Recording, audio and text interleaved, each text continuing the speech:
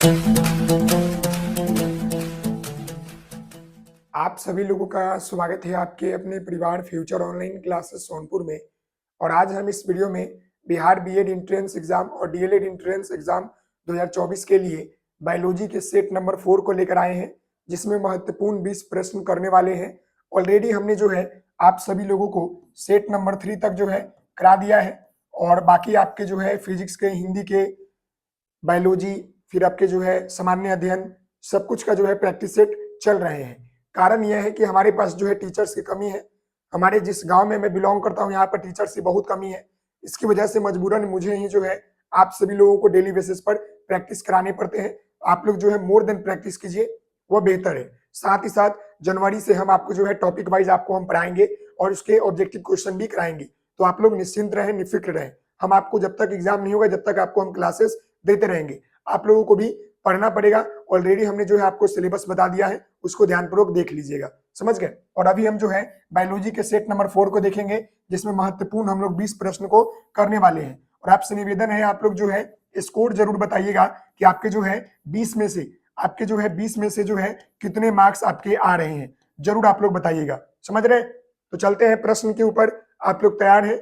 और अंत में आपको बोलूंगा कि आप लोग जरूर चैनल को सब्सक्राइब कीजिएगा, अपने दोस्तों के साथ शेयर कीजिएगा और लाइक जरूर कीजिएगा, क्योंकि आपके लाइक ही हमें मोटिवेशन देगा आपके प्रति वर्क करने के लिए। तो जरूर लाइक और मोटिवेशन कीजिएगा, समझ गए। यहाँ पर पहला प्रश्न देखिएगा, इस प्रश्न को पढ़िए। और यह प्रश्न बोल रहा है कि मानव शरीर में पेशियों की हड्डियों जोड़ने वाली संरचना को क्या कहा जाता है। यानी कि आपको बताना है कि मानव शरीर में पसलियों प्लस हड्डियों को जोड़ने वाले मतलब संरचना को क्या कहते हैं। साथ ही साथ जो है हड्डियों से हड्डियों जोड़ने की संरचना को क्या कहते हैं, ये भी पूछता है कि हड्डियों से जो है हड्डी प्लस हड्डी, यानी कि हड्डी को हड्डी से जोड़ेंगे तो इसको क्या बोलेंगे, और जो आपके पसलियों से हड्डी को जोड़ेंगे उसको क्या बोलेंगे। यही प्रश्न बोला है कि मानव शरीर में पसलियों को हड्डी से जोड़ने वाली संरचना को क्या कहा जाता है। ऑप्शन देखिएगा, टेंडल और लिगामेंट, यहाँ पर है सार्कोमियम और यहाँ पर है कार्टिलेज। बताइएगा क्या होता है। तो देखिए, जो ये आपका मानव शरीर में पसलियों और प्लस हड्डियों को जोड़ने वाले जो संरचना होती है उसको हम लोग जो है टेंडल कहते हैं, समझ गए। इसलिए कंडला भी बोलते हैं। तो इसका आंसर हो जाएगा ऑप्शन आपका ए, यानी कि उसको हम लोग टेंडल या कंडला बोलते हैं। तो ये पसलियों और हड्डियों की बात करेगा तो यहाँ क्या लिखेगा, आप लिखेगा टेंडन, समझ गए। क्लियर है। और बाकी अगर आपसे पूछ लेगा कि हड्डी और हड्डी को जोड़ने के लिए, तो इसके लिए जो होता है आपका लिगामेंट होता है, इसको हम लोग बोलते हैं लिगामेंट, समझ गए। लिगामेंट में क्या होता है कि हड्डी को हड्डी से जोड़ा जाता है, समझ गए। एक हड्डी को एक हड्डी से जाता है, लेकिन आपका पसली और हड्डी को जोड़ने के लिए हम लोग टेंडन का प्रयोग करते हैं। ऑप्शन नंबर 2 इसका हो जाएगा, अगर हड्डी की हड्डी बात करेगा तो। और आपको यहाँ पर पसली और यहाँ पर हड्डी को बात किया है, तो पसली और हड्डी के लिए आपका टेंडन हो जाएगा, जिसको हम लोग कंडरा भी बोलते हैं। ऑप्शन ए इसका करेक्ट आंसर हो जाएगा, समझ गए। अगले प्रश्न की बात करते हैं, तो यहाँ ध्यान दीजिएगा। दूसरा नंबर प्रश्न यहाँ पर है, और यह प्रश्न आपका क्या बोल रहा है समझिएगा कि शरीर का तापक्रम नियंत्रित करता है। बताइएगा, शरीर का तापक्रम जो है कौन नियंत्रित करता है। यहाँ पर ऑप्शन लिखिएगा, थैलमस, और यहाँ पर है आपका हाइपोथैलमस, और यहाँ पर है सेरेब्रम और मेंडुला। बताइएगा, तो शरीर के टेम्परेचर को नियंत्रित जो है कौन करता है, यहाँ पर ऑप्शन देके बताइए। तो मैं आपको बताना चाहूंगा कि शरीर का तापक्रम जो होता है हाइपोथैलेमस जो है आपका हाइपोथैलेमस जो है आपका नियंत्रित करता है। तो इसका आंसर क्या हो जाएगा, ऑप्शन आपका बी हो जाएगा। करेक्ट आंसर क्या हो जाएगा, ऑप्शन आपका बी हो जाएगा, समझ गए। अगले प्रश्न की बात करते हैं, तो यहाँ ध्यान दीजिएगा। अगला प्रश्न यहाँ पर आपका 3rd नंबर है, और यह प्रश्न आपका बोल रहा है कि मानव मस्तिष्क का कौन सा भाग जो है भूख, प्यास और निंद्रा की केंद्र है। बताइएगा, मानव मस्तिष्क मतलब ह्यूमन ब्रेन का वह कौन सा भाग है जिसके कारण जो है मतलब हमें भूख लगती है, प्यास लगती है या निंद्रा लगता है, तो हमें जो है वो बताता है। यहाँ पर ऑप्शन देखिएगा, हाइपोथैलेमस, सेरिबेलम और सेरिब्रम, और यहाँ पर है मेंडुला ऑब्लांगेटा। बताइएगा क्या होगा। तो आप सभी लोग इस प्रश्न का याद रखिएगा कि मानव शरीर का वह जो भाग है वो आपका हाइपोथैलेमस है, हाइपोथैलेमस, समझ गए, जो कि आपका भूख, प्यास तथा निंद्रा का केंद्रक होता है। क्लियर है ना। तो इसका आंसर आपका ऑप्शन आपका ए हो जाएगा। क्लियर है। चलिए अगले प्रश्न की बात करते हैं, तो यहां देखिएगा क्वेश्चन संख्या 4 की बात कर ले।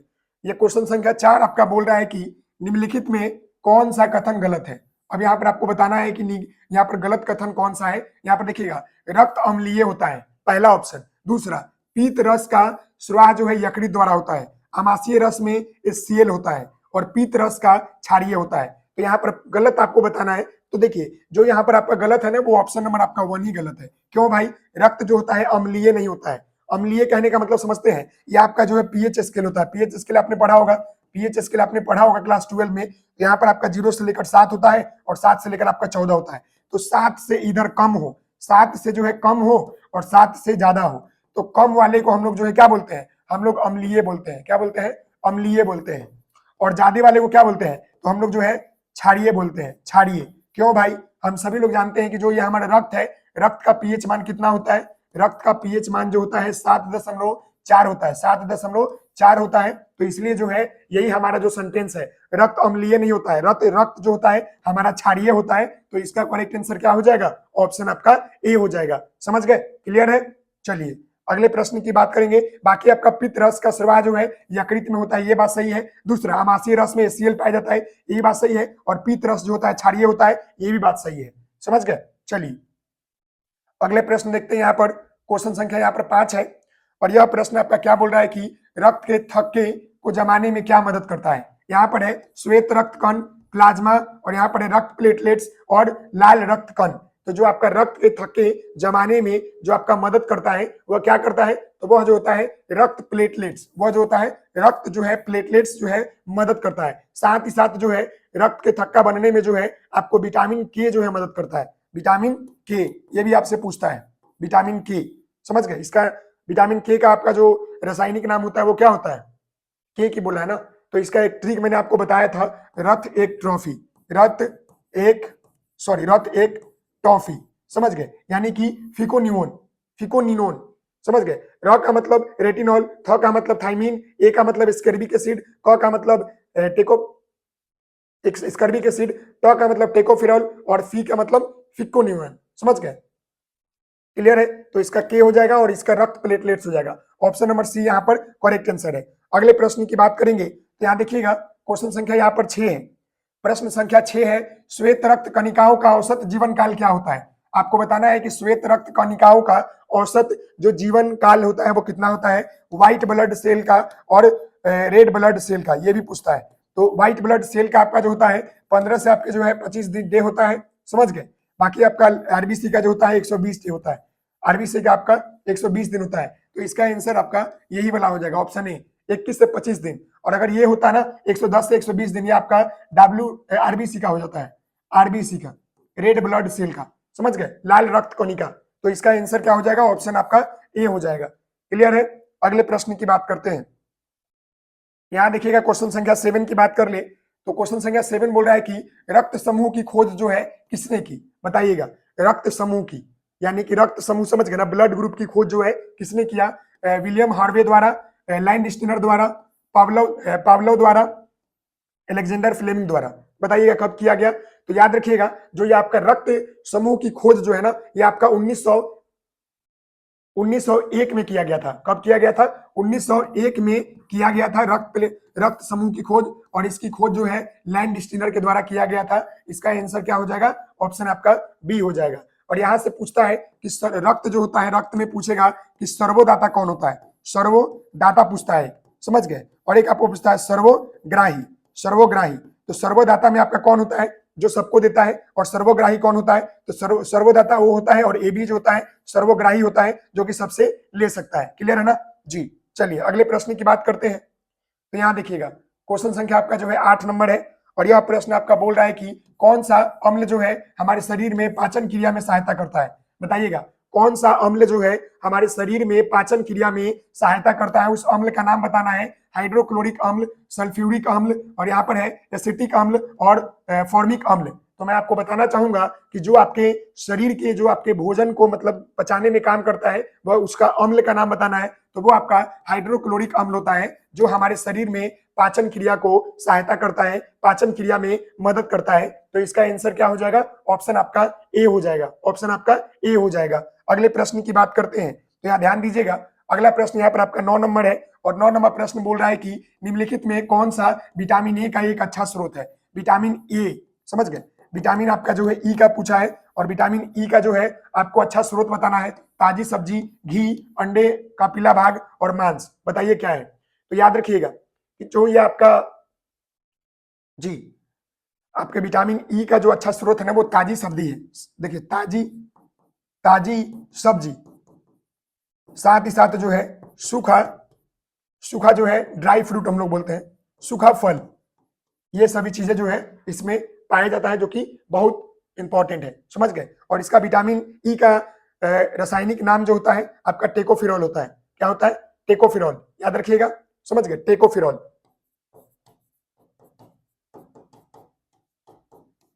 टेकोफिरॉल। और विटामिन ई के मदद से ई की कमी के कारण जो है क्या होता है? नपुंसकता या बाझपन होता है। अगर विटामिन ई की अगर आपकी कमी है शरीर में तो समझिए कि आप नपुंसक है या बाझपन है। तो इसका आंसर ऑप्शन ए हो जाएगा। अगले प्रश्न की बात करते हैं। तो यहाँ देखिए, ध्यान दीजिएगा, 10 नंबर प्रश्न। अब यह 10 नंबर प्रश्न है कि थायराइड ग्रंथि का स्थान कहाँ पर है, बताइएगा। थायराइड ग्रंथि जो है आपका कहाँ पर पाया जाता है, बताइए। यहाँ देखिएगा, यकृत में, गला में, कान में, आंख में, और यहाँ पर इनमें से कोई नहीं। तो जो ये थायराइड ग्रंथि है ना, ये आपके गला में पाया जाता है। तो इसका आंसर क्या हो जाएगा? ऑप्शन आपका बी हो जाएगा। थायराइड ग्रंथि आपके गला में पाया जाता है। करेक्ट आंसर आपका ऑप्शन बी हो जाएगा। अगले प्रश्न की बात करते हैं। तो देखिएगा, अगला प्रश्न यहाँ पर क्या है, 11 नंबर।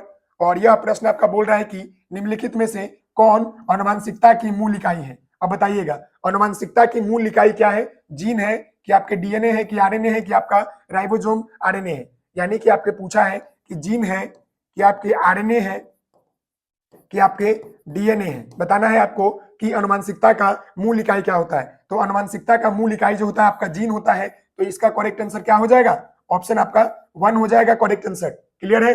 चलिए अगले प्रश्न की बात करते हैं। तो यहाँ ध्यान दीजिएगा, 1 मिनट। यहाँ पर अगला प्रश्न आपको यहाँ पर 12 नंबर है, और यह 12 नंबर प्रश्न बोल रहा है कि पीलिया किस अंग को प्रभावित करता है। पीलिया का मतलब क्या होता है? पीलिया जो रोग होता है ना, इसको हम लोग जुवेंडिस बोलते हैं। और जुवेंडिस जो है किस अंग को प्रभावित करता है? आमाशय को, यकृत को, तंत्रिकाएं को या आंतें को। तो याद रखिएगा, जो आपकी पीलिया है ना, पीलिया रोग जो होती है आपको यकृत को प्रभावित करता है। तो इसका करेक्ट आंसर क्या हो जाएगा? ऑप्शन आपका बी हो जाएगा। यानी कि जो जिसको भी पीलिया हो जाएगा ना, उसका लीवर डैमेज हो जाएगा, उसका पीलिया यकृत डैमेज हो जाएगा, खाना वाना नहीं पचेगा सही तरीके से, उसको नहीं लगेगा। इसका करेक्ट आंसर ऑप्शन आपका बी हो जाएगा।